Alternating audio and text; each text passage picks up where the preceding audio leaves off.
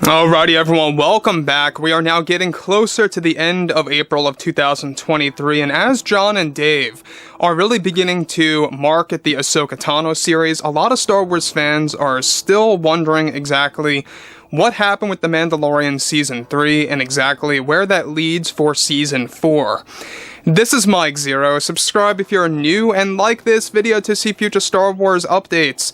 I'm also on Twitter at Mike01. I thank you all so very much for the great and kind support. Now, given that John and Dave have really been busy, really responding to the fans and being very direct with the fandom, really answering a lot of fan questions related to Season 3 about Gideon, Grogu, the Darksaber, and more. We also have Kathleen Kennedy opening up more about Season 3. We talked about that in the previous post. However, when it comes down to Bob Iger, the Disney CEO who to this day is still fully engaged in a Disney shakeup between the board members, the executives, and more about where Star Wars and Marvel is going, and the Disney parks, etc.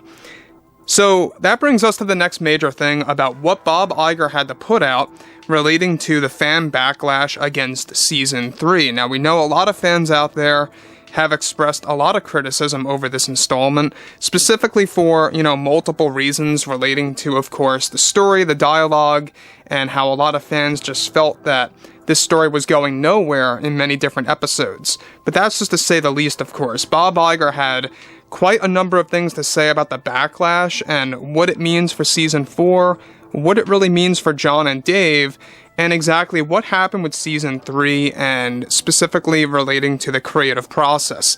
So let's dive right into all of this, as it does open up a couple of things here.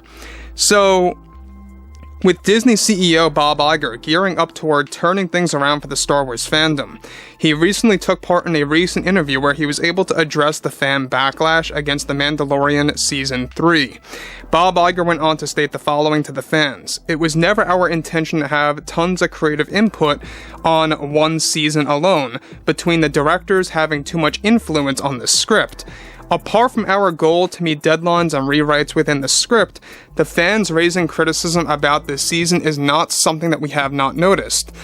And we are taking this into full effect right now here at Disney and how we can do better with the next one.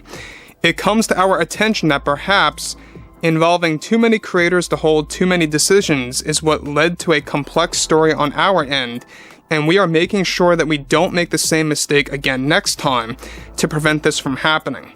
We did have Kathy involved in some of the creative visions while John and Dave were developing the script, and this too is something that we feel played a big role in making the story a bit difficult to form."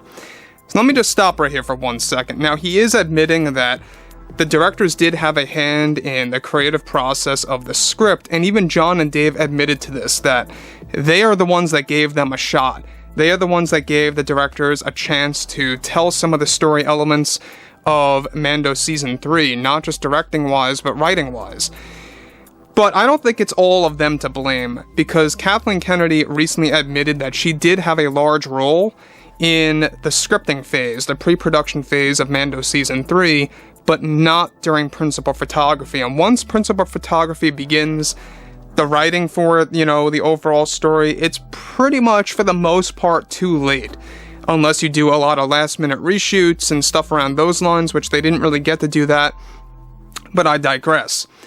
The thing about Bob Iger is that he does kind of vividly blame Kathleen Kennedy right here, is that he admits that having Kathy involved made things a little bit difficult. So, the thing about Kathleen Kennedy having no more creative power over many of the Star Wars projects applies to all productions that are being developed within the year of 2023, from what it seems. That's exactly what's happening. That's exactly why Mando Season 4 is no longer going to involve Kathleen Kennedy on the creative scale. Neither will she be involved in Ahsoka Season 2, or neither was she even involved in Star Wars Ahsoka. So that's another great piece, is the fact that Dave Filoni's Star Wars show, Ahsoka, is not going to have any kind of creative issues that bumped into Kathleen Kennedy. But moving on, we know that Bob Iger is really only trying to do better. He's trying to really kind of create something very much, geared up toward the Star Wars franchise. He wants to make sure that everything relating to Star Wars is only going to thrive and survive, and that's basically why he's right-sizing the roadmap, why he's picking and choosing what's going to move forward in production and what's not going to, which is why they want to focus more so on cinema and movies again.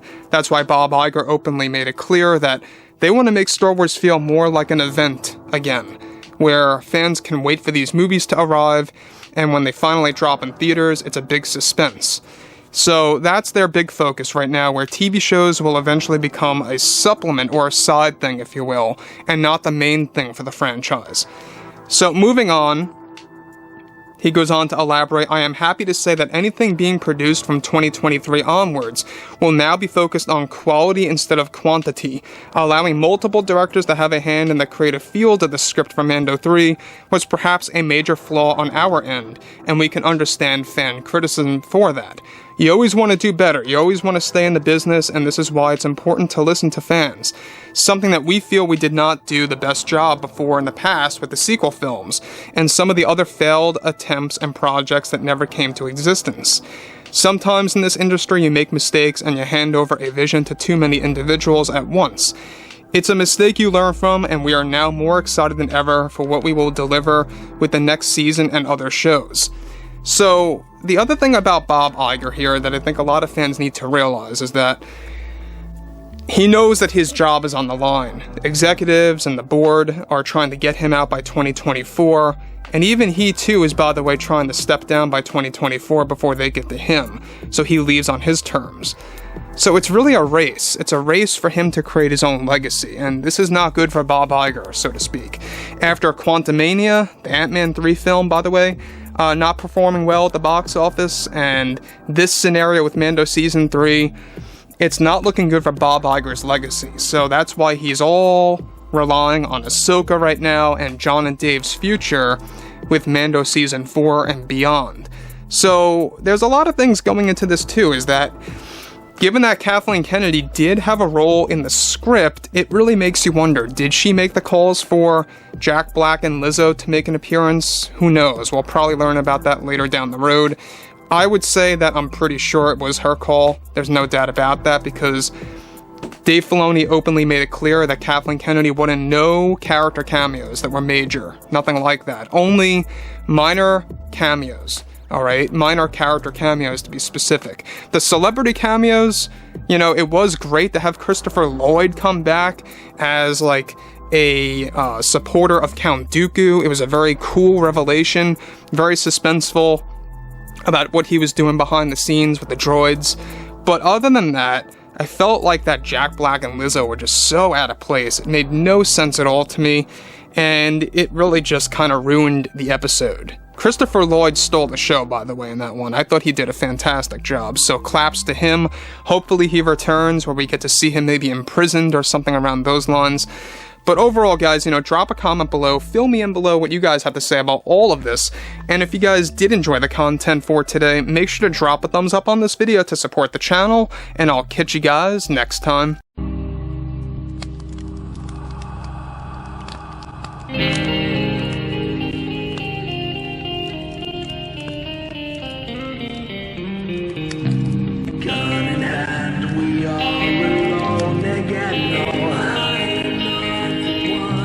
Nights in the